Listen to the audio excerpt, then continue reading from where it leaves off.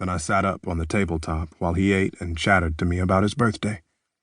He'd be turning 3 in a couple weeks, and the party was the only thing he had any interest in discussing. My girlfriend, Tiffany, joined us in the kitchen.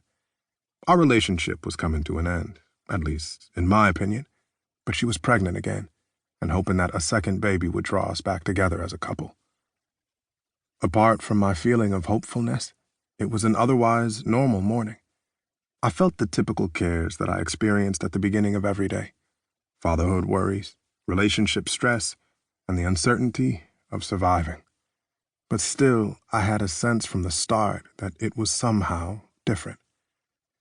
After eating, I got set to go out on my regular hustle. I took my time getting ready, laying out a pair of parachute pants and a baggy linen shirt while brushing my hair. I peered through the front door. South Aberdeen Street looked as it always did. Although the streets all around us were filled with litter and decay, our block was pretty tidy, thanks mostly to my grandmother's insistence that everyone in the family did their bit. When I was a kid, she had made sure I cleaned the gutters and mowed the lawns. Now that I was older, I'd give younger family members a couple bucks to do these chores for me. I checked both directions for trouble. Nothing seemed out of place. No suspicious cars idling, no strangers loitering on the corner. I knew that later in the day, neighborhood life would pour from these homes out into the open. But for now, all was quiet. When I stepped outside, the temperature was in the mid-70s with a slight breeze.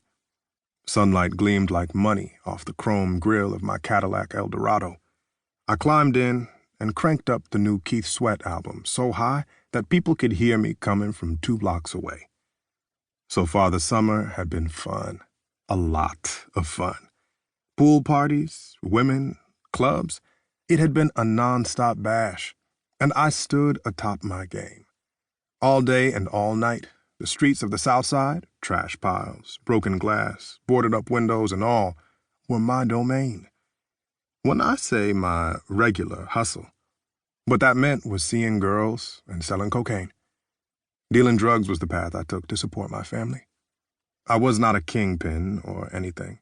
Most of my business was local, but I graduated from selling on the streets to the next level in the industry. Customers would come up to a couple dope houses I rented and buy $10 and $20 bags from my employees there. I was rarely even present when these transactions happened. This lessened the risk. It made what I was doing seem almost like a real business. Maybe that was why so many people I knew had gone into narcotics and made a lifestyle out of it. They joined one of Chicago's prominent gangs, the Stones, Vice Lords, Latin Kings, or Disciples, and turned cocaine into a career. That wasn't going to be me. I never affiliate with a gang. For me, it was get in and get out. I have friends and family on both sides of the gang wars, though, and since I had cousins belonging to all of the rival crews, everyone tended to leave me alone.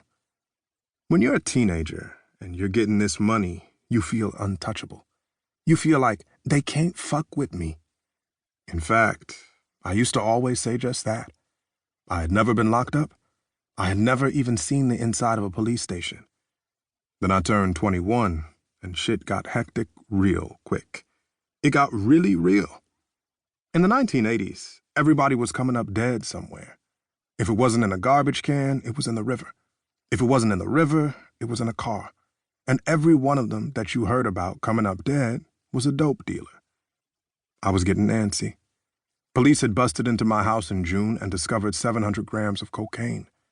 That was troubling, and I knew I was probably looking at several years behind bars.